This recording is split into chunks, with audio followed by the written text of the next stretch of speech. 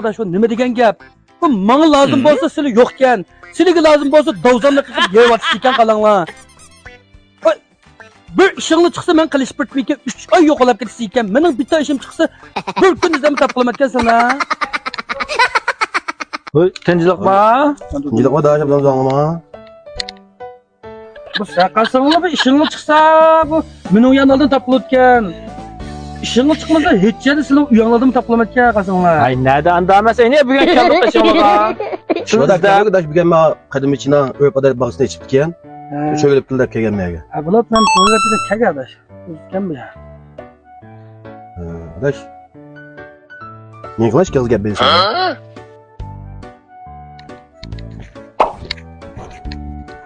Yaqin adash, yaqin.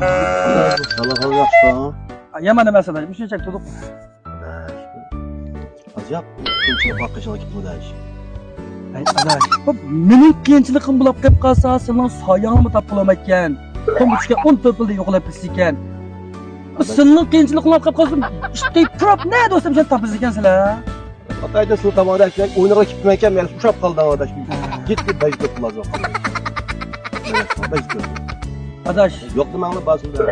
böğürkeni soğan bolsanglar, şola qilib ketdi. Pul yo'q. Yaman to'lib pul so'raysiz ekansizlar bundan chay. Bir vaqtda men bir 1 mo'lcham pul so'rab boqqanman, 5 mo'lcham pul so'rsam bermaysizlar. Ishingni ustida vat to'yga qilib berishini izlaysizlar. Ishingni qilib bo'lsak biz yo'q sana qajonilda. Pul topqanchada xayxli o'ynaysizlar. Pul topamizlar, men bilan o'ynaysizlar. Pul yo'q adash. Adash pul yo'q sizlarga belgilama qamay. To'liga qilib. Nima deydi adash? Adash hech nima demaydi. Hech nima demaydi. Pul so'g'an shu biletmi uni? Şu pul so'raydi shu, meni nima so'raydi adashanda? Choch so'g'ili menda choch yo'q qalanglar. Bermeydi ya pul versanglar. Bermayotgan shu. Ay, bo'lmaytanda nachar bolalar aralashmanglar.